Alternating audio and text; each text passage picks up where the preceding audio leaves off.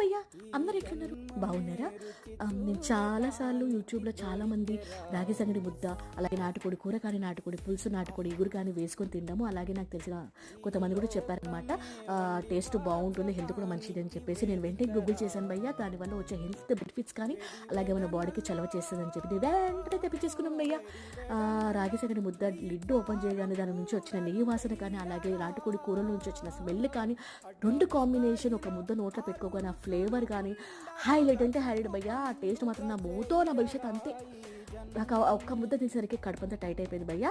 ఆ మినిట్ నాకు అనిపించిన విషయం ఏంటంటే, అప్పటి కాలం మన పెద్దవాళ్ళు ఇలాంటి మంచి హెల్తీ ఫుడ్ తిన్నారు కాబట్టి చాలా ఏళ్ళు ఎలాంటి ఆరోగ్య సమస్యలు లేకుండా బతికారు. ఇప్పుడు కాలం వాళ్ళు ఇలాంటి ఫుడ్ తినకుండా అన్ని జంక్ ఫుడ్ తినడం వల్ల ఎక్కువ ఆరోగ్య సమస్యలతో బాధపడుతున్నారు. నాకు అనిపించింది అప్పటి కాలంలాగా ఇప్పుడు కూడా తింటే ఆరోగ్యానికి చాలా మంచిది కదా అని. ఏమంటారు?